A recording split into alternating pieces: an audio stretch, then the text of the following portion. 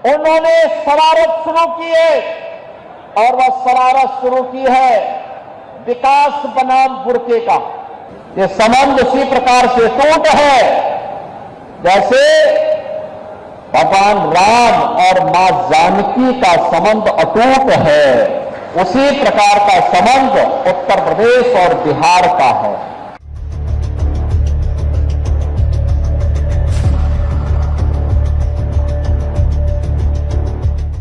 नमस्कार, पॉलिटिक्स में आप सबों का स्वागत है। और आज हम पॉलिटिक्स में बिहार की सियासत में योगी की एंट्री की वजह क्या है, या फिर योगी के एंट्री के सहारे बीजेपी साधना क्या चाहती है। क्योंकि आज नॉमिनेशन प्रक्रिया में कोई किसी सभा को संबोधित करने योगी नहीं आए हैं, नॉमिनेशन के कार्यक्रम में आए हैं। और नॉमिनेशन के कार्यक्रम में जिन जगहों का चयन बीजेपी के द्वारा किया गया है वो बड़ा संकेत दे रहा है। पहला कार्यक्रम उनका सहरसा में हुआ और दूसरा कार्यक्रम दानापुर में, मतलब दो कार्यक्रम आज उनका हुआ है। दोनों कार्यक्रम का मतलब है, और मतलब क्या है उससे समझने से पहले आप ये भी समझिए कि बीजेपी का होमवर्क कितना ज़बरदस्त है। दानापुर में योगी का आना और माफिया और जंगल राज पर अटैक करना, मतलब साफ है, निशाने पर इतलाल है। और यूपी मॉडल की चर्चा करते हुए उन्होंने बिहार की जनता को और दानापुर की जनता को संदेश देने की उन्होंने कोशिश की कि ये इस तरीके के जो माफियाज हैं उनको हम यूपी मॉडल के सहारे किस तरीके से जमींदोज कर पाए हैं।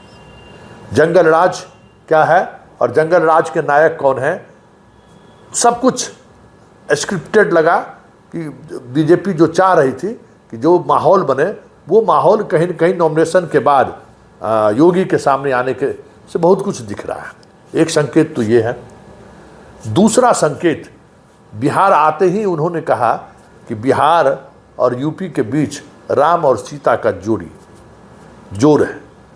मतलब उस रिश्ते को भी की भी दुहाई दे दी गई जिसमें राम और सीता का, मतलब राम जी का ससुराल बिहार है, इसलिए एक सांस्कृतिक रिश्ता भी है, एक पारिवारिक रिश्ता भी है, एक ऐसे व्यक्तित्व को लेकर भी रिश्ता है जिन्हें हर हिंदू, हर सनातन श्रेष्ठ मानता है।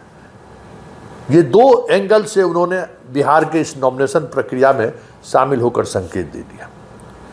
कुछ इसी तरीके का संकेत उन्होंने सहरसा में भी दिया। सहरसा में बीजेपी उम्मीदवार के खिलाफ जिस पार्टी, मतलब पीके के द्वारा जिस व्यक्ति ने नॉमिनेशन किया है, उस इलाके के राजपूतों पर उसकी अच्छी पकड़ है और इतना वोट वो राजपूत का ला सकता है जो बीजेपी के उम्मीदवारों की हार की वजह बन सकती है। तो आप समझिए कि बीजेपी का होमवर्क नॉमिनेशन के दिन से ही शुरू हो गया कि योगी का आने का मतलब है कि राजपूतों की जो गोलबंदी टूटेगी उसको रोकना। अरे योगी आ गए, अब क्या बचा है, नॉमिनेशन में ही आ गए। तो ये बीजेपी का होमवर्क है और ये बीजेपी की राजनीतिक शैली है कि हर एक सीट पर कहाँ किसकी ज़रूरत है वो जिस तरीके से प्लान करता है, उसका ये एक उदाहरण आप देख सकते हैं। उसके सहारे बिहार के चुनाव को लेकर वो कितना संवेदनशील है, या बिहार के चुनाव में उस बीजेपी की जीत हो, इसके पीछे की रणनीति किस मजबूती से वो लेकर आगे बढ़ रहे हैं, इन चीज़ों से आप समझ सकते हैं। एक और बात जो योगी के सहारे एक मैसेज देने की कोशिश हुई है, हालांकि बीजेपी ने राजपूतों को सबसे ज़्यादा, सवर्णों में सबसे ज़्यादा उम्मीदवार बनाया है, लेकिन कोई उनमें एक भी ऐसा चेहरा नहीं है जो बिहार के राजपूतों को एक साथ साध सके। रूढ़ी भी नाराज हैं, आर.के. सिंह भी नाराज हैं, और उसके बाद ये दो चेहरों को छोड़ दें तो राजपूत के कई और सांसद हैं, उन सांसदों में ये ताकत नहीं है कि वहाँ वो राजपूत समाज के बीच जाकर संवाद कर सके। मतलब उम्मीदवार के साथ साथ योगी को भी बिहार में उतार कर एक संकेत देने की कोशिश बीजेपी की है कि राजपूत की नाराजगी जो स्वाभाविक तौर पर कई सोशल पेज पर वैसे भी प्रकट होते रहे हैं, उसको कम करने के लिए योगी को बिहार भेजा गया। मतलब कई लेयर पर बीजेपी काम कर रही है। वो आज के नॉमिनेशन की प्रक्रिया के दौरान जिन नेताओं को यहाँ भेजा गया, उससे आप समझ सकते हैं। रेखा गुप्ता आई हुई है। जिस समय हम लोग दिल्ली यूनिवर्सिटी में पढ़ते थे, उस वक्त रेखा गुप्ता वहाँ की प्रेसिडेंट हुआ करती थी। मतलब हम लोग उस समय में दिल्ली पहुँचे ही थे, और बिहार के लड़कों से उनका बहुत ही गहरा रिश्ता था। मतलब उस दौर में अलका लंबा और रेखा गुप्ता, मतलब उसको क्या कहेंगे कि क्वीन मानी जाती थी, रानी मानी जाती थी। उनकी सुंदरता की चर्चा होती थी, और उस दोनों से बिहार के ग्रुप के लड़कों का बहुत ही आत्मीय रिश्ता रहा है। इसलिए आज आते आते उन्होंने कहा है, जिस अंदाज में बिहार को साधा है कि भाई यहाँ हमारी सुरक्षा का ख्याल रखने की ज़रूरत नहीं है, हम बिहार में हैं।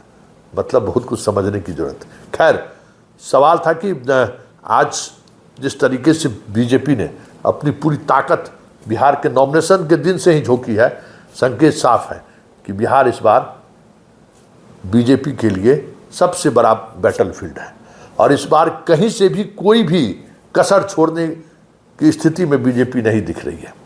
अब देखना दिलचस्प होगा कि इस रणनीति का, हालांकि कोई काट तो विपक्ष के पास है नहीं, लेकिन उस रणनीति के, बीजेपी की उस रणनीति का किस तरीके से जवाब देती है महागठबंधन।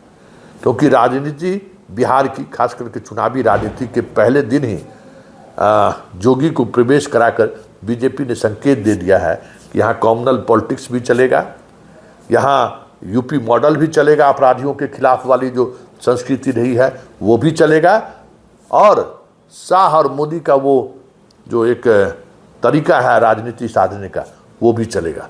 मतलब नीतीश कुमार का इस बार वो सारी बातें जो खास करके बीजेपी के उस एजेंडे को कभी बिहार में वो आने नहीं दिए, इस बार पहले दिन से ही लग गया है कि इस बार बिहार में बीजेपी, नीतीश भले साथ हो, लेकिन उस कॉमनल एजेंडे का पुट पूरे चुनाव के दौरान देखने को मिले तो कोई बड़ी बात नहीं हो। क्योंकि आज भी बीजेपी को यही लग रहा है कि उनके पास तुरुप का एक्का सिर्फ एंटी मुस्लिम पॉलिटिक्स ही है, जिसके सहारे हम यूपी तो साध ही रहे हैं, बिहार को भी साध सकते हैं। चलिए, अभी पॉलिटिक्स में फिलहाल इतना है। इजाज़त दीजिए, नमस्कार।